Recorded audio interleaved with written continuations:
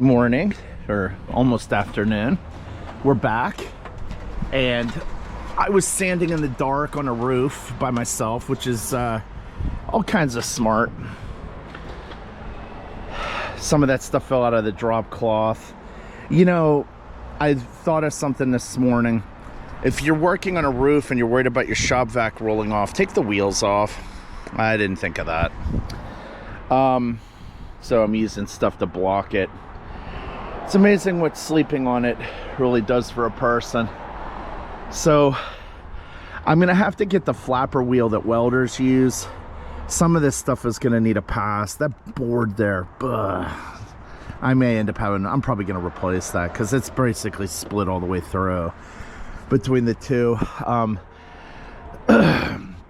The top board's no good. That's gonna need a flapper wheel because you can't really get in it with a sander, and it's painted differently than the rest of the stuff. I gotta scrape the undersides.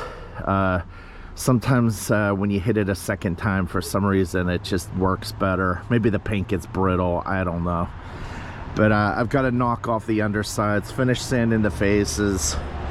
This ladder setup, I can't do it in one setup because you're gonna need leverage, and so I guess it's like pick your poison. Do you want to do the top and work down, or vice versa? But then you had that paint iron, and the problem with that thing is you got to let it cool. You can't just put it down and pick it up because you're gonna burn something. So I think what I'm gonna do is clean up, drop back out, and then get back to work. And then before it gets dark out, I either deal with this or I kick the can on it until tomorrow. And being honest with you, that might be the decision I have to make because I have a lot of work-related stuff I have to do. So I don't know if it shows up on camera, but that's sort of, that little curve there, sort of where the new ends and that old begins. So yeah, it feels like progress. You could see somebody put flashing under there to catch. They've turned it backwards to catch the and then just painted over it. And being honest with you, that's okay because it's a repair, and I'm probably gonna have to do that in a few places. Right, yeah. See, this is the end of the original house, and then that's the end of the second part of the house, I believe, and then they kept adding on. I could be wrong about that, but I don't think I am, because you can feel like a difference in the height of the floors, and there's also a little bit of a difference in the ridge beam. So this is like Frankenhouse. I love this place, but you know, it's a low-grade nightmare. No, it's actually a nightmare. It's not a low-grade nightmare.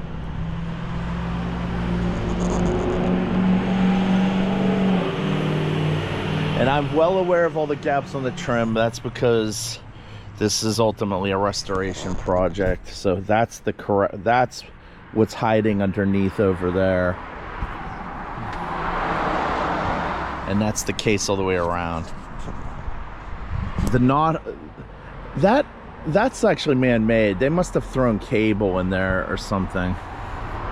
Cable guys, they just destroy houses. I can't stand that stuff. All right, we'll be back. Sorry, the lighting in here isn't the best, but this is what I'm gonna patch the siding with. It's flooring. Roof leaks here. It runs down the I don't have the ridge cap, so the water runs down the sheathing. It gets underneath the roof and it drips in a few places. It's not bad, but it gets here. That's what that black is from. It'll sand right off. It's certainly not good for the wood though. But I'll have to rip the tongue and rip the groove off and then turn it into clapboard. You can't buy it at the store where it's wide enough, so I know the other alternative would be to use plywood, but I can't do that. It's just, I can't do it. If I was smart, I would, but I can't. So anyways, I was looking for something in here, couldn't find it. But yeah, that's the joys of working on a house. So So, about to get started.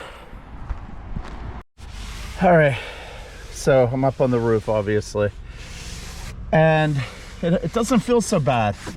I want to hit it again, try to pluck some of this stuff out, but it's not so bad. Not so bad. This has to get hit with the flapper. So I'm gonna clean up, drop out. I think I'll do that first. Do the worst first. You always do the worst first, or you do the worst last. I moved my ladder just a little bit. What the heck is that sticking out of there? Phone line or old electric or something.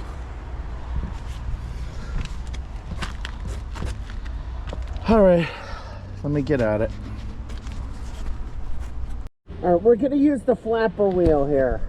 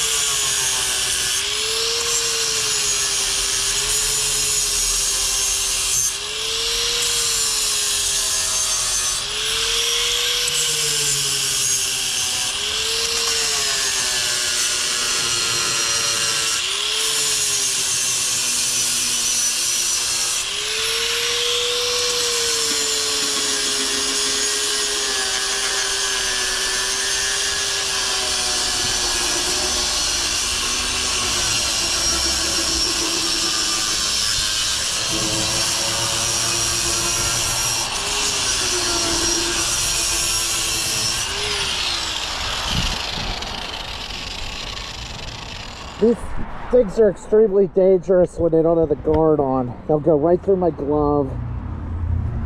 They also, if you see up here, they put swirl marks in. They're a deal with the devil. You use them only when you have to, and I don't recommend you use them at all, okay? You're on your own. Anything you do that I tell you can be done. I'm not telling you to do it, I'm saying it can be done.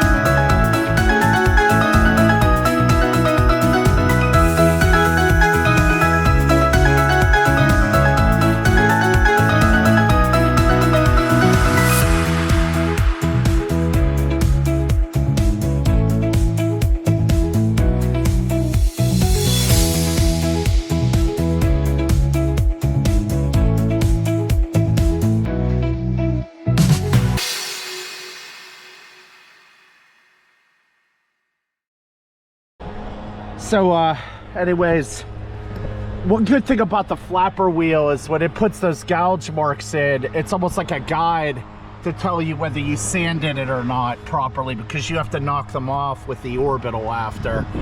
Getting it here, the most effective way is the most dangerous way, which is to hit it with a gas torch, and I'm not going to do that. That's an amazing way to catch the house on fire, so not going to be doing that. I'll try to hand scrape it. I might just sand it smooth, and it's hard. You're not going to see it from the driveway. I'm getting into no man's land. I'm getting thirsty. I'm going to take a quick break. I think I'm going to schlep my Little Giant knockoff from Gorilla up here, because you can change. It's an A-frame ladder. You can alter the heights, and I really hate doing that stuff up on a roof, but I've got to be able to take this out of the job. This stuff is like alligatored. It's super bad. So it's got to get done. I really should have taken this thing off too, and I probably will do that. All right, we'll be back. So that wasn't very effective over that weathered wood, which is a byproduct of me pressure washing and then not getting onto the following steps. Don't ever, if you have this situation, just don't pressure wash. It's a deal with the devil, unless you can absolutely commit to doing everything you have to do afterwards, or if you're doing it with a crew. If you're working by yourself, you're better off not using it at all and work in small sections. That's the mistake I made, and I made my house look like, you know, garbage as a result. I'm gonna switch to the flapper wheel to get through all this weathered wood, and then I'm gonna chase it with the sander because I just don't have the time to sit here and watch it. The flapper wheels are not cheap, but they are more effective. The more you spend, the quicker it goes. The quicker it goes, the more damage you have to fix. The swirls, all that stuff. So there are no free lunches with this.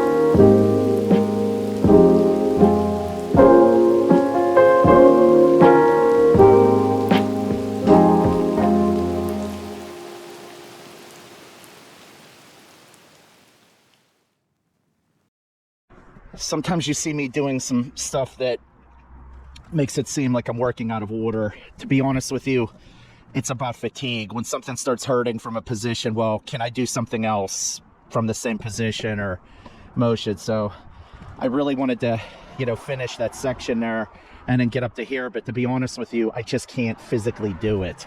I need a break because that thing twists the whole time. It wants to basically spin around and rip your hand off.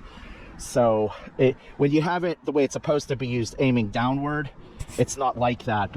And the orbital, to be honest with you, does the same thing. Some physicist could probably explain it, but I can't. But the inertia from it, it makes it want to twist, and it's violent. I one time cut my hand when I was working down there badly. Like, I got lucky I still have all my fingers. And, you know, you have to take the guard off to be able to get into spaces, but I'll be glad when this is over. And you know, if I had a son that was up here helping me, I wouldn't even let him do this. I'd make him do other things.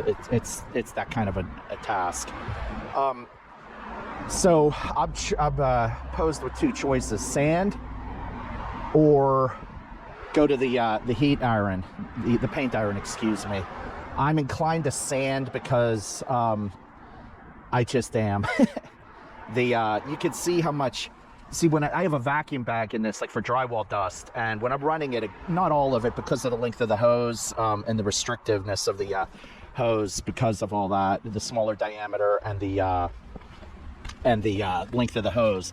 Not all of it makes it into the sander, but a good bit of it does. But when you're using, you know, when you're using the flapper wheel, it's sanding. Now that's mostly sawdust, not paint chips, but it just gets everywhere.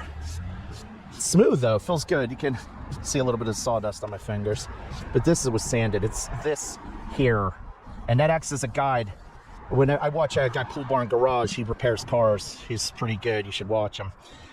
He sprays with black paint over the gray primer when he wants to sand between coats of primer. He calls it a guide coat, and if you can still see the black after, that's a low spot that needs to be filled. Well, not the same premise, but with this here, with the undulations, if you can still see the burn marks from the flapper wheel, then you know it's going to show up in the paint film. And there's an area above that window down there that I have to fix. So I really enjoyed doing this, but you know, this is the kind of thing that if I didn't have to work, if I was wealthy, this would be all I would do. I would just fix old houses, and I'd be 50 pounds lighter. I think we're gonna see something with portal axles.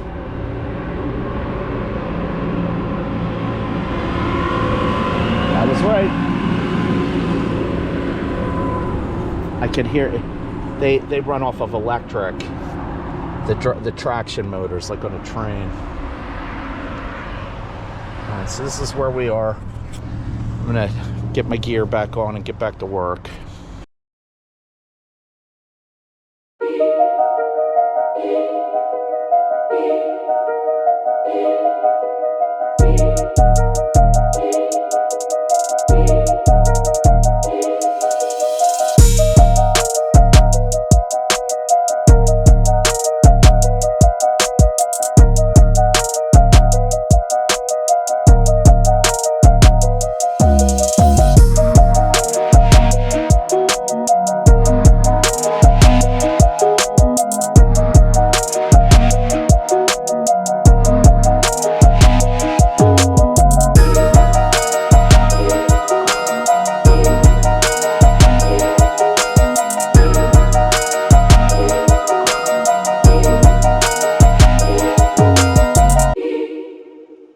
Sun is down. It's gonna start getting dark. I really don't want to stop here, but it's Sunday and the work week's about to start, and I have to work tonight. So I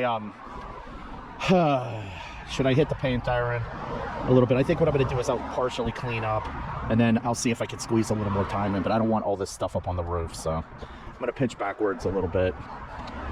Ay ay ay ay ay.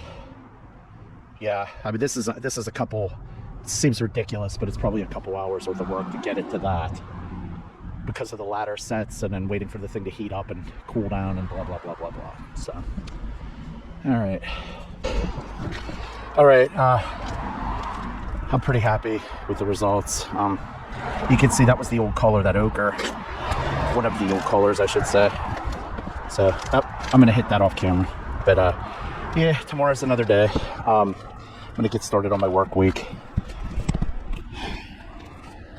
I'll probably burn, and I'll just throw a drop here and one down below. I'll probably burn, and then I'll get back to the other stuff, try to get back in sync. I don't know what I'm gonna do up here. I have something that's skinnier that might be the key, the ticket. I haven't used it on camera yet. I don't know if I've used it at all. It's not as good as the paint iron. It's like a small paint iron, but I think it might be the exact thing I need for the task, so I'm all for it. All right, I appreciate you watching. Like and subscribe for more. Thanks for watching Falling Down Garage.